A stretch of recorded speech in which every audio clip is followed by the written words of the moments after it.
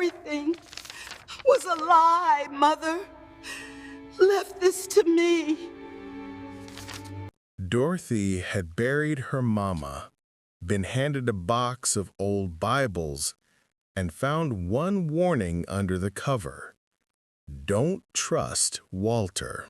Then, under the church floor, her mother's handwriting led her to one sentence that made her stop breathing. East 37th Street, Dorothy whispered. To my daughter, Dorothy May.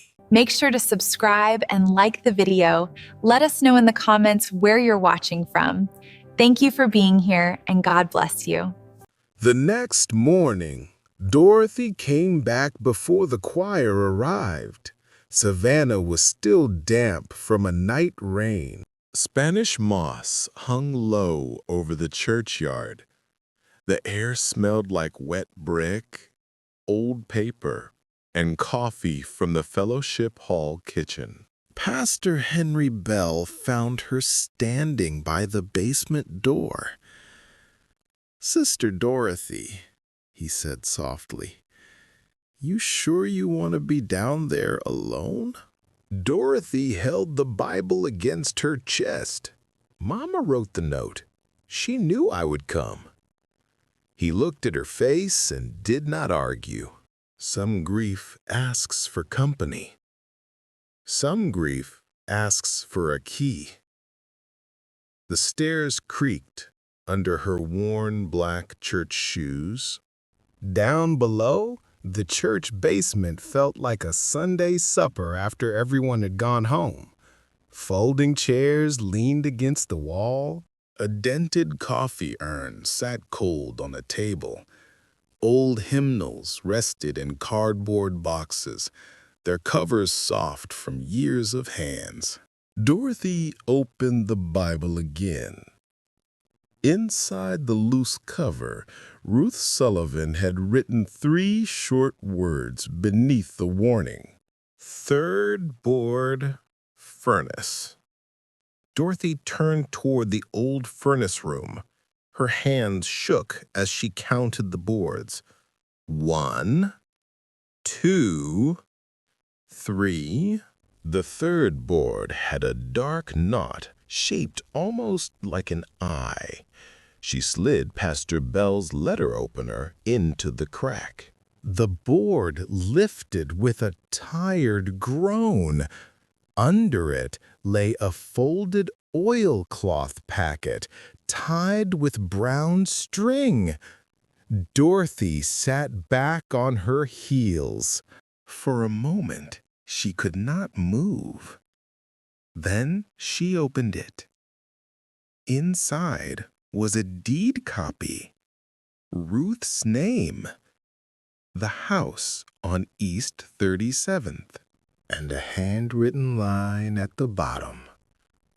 For Dorothy May, who stayed.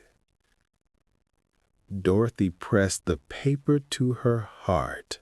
But if this copy was hidden here, what had Walter done with the original? Dorothy remembered that porch. In 1969, East 37th Street smelled of cut grass, hot pavement, and Ruth's peach cobbler cooling on the windowsill. The house was small, but it had pride in its bones. Ruth used to sweep the porch every evening. "Baby," she would say, "a woman needs one place where nobody can put her out." Dorothy was 17 then. Walter was already wearing press shirts and talking like a banker. Earl still followed him around like a shadow. Dorothy stayed close to Ruth. She helped with church bulletins. She cooked rice on Sunday afternoons. She rubbed her mother's hands when arthritis made them stiff. Walter called it wasting time. Ruth called it love. Now, Dorothy spread the deed copy across the basement table. Pastor Bell leaned over it, his salt and pepper beard catching the light. "This is not a will," he said. "No," Dorothy answered. "It's better than a rumor." The paper named Ruth Sullivan as owner. It listed the East 37th house. It showed a transfer prepared years before Ruth's memory started to fade. And at the bottom, in Ruth's careful church secretary handwriting, was a note. "Original filed with Chatham County. Ask for sealed attachment." Dorothy read it twice. A sealed attachment. That meant Ruth had planned ahead. She had not simply trusted her sons to do right. She had left a paper trail. Pastor Bell offered to drive. Dorothy shook her head. "No, Pastor. Walter has spent years making me feel like a child. I need to walk in there as Ruth Sullivan's daughter." Outside, church bells rang over Savannah. Dorothy placed the deed copy inside the Bible, beside the hidden note. For the first time since the funeral, her grief had direction. But Walter had been a banker for 40 years, and men like Walter always seemed to know when paper was about to speak. The county records office was cool and quiet. Ceiling fans turned slowly above wooden counters. Somewhere, a copier hummed. The room smelled of old paper, floor wax, and the lemon polish someone had used that morning. Dorothy stepped to the counter and gave her name. Mrs. Lillian Price looked up from behind her reading glasses. "Sullivan?" she repeated. Dorothy nodded. "Ruth Sullivan. East 37th Street." Something moved across the clerk's face. Not surprise exactly. More like memory. Mrs. Price lowered her voice. "Give me just a moment." She disappeared through a side door. Dorothy waited with both hands on the Bible. Then she heard polished shoes behind her. "Well now," Walter said. "I thought I might find you here." Dorothy did not turn right away. His voice sounded the same as it had at the funeral. Sweet enough for witnesses. Sharp enough for family.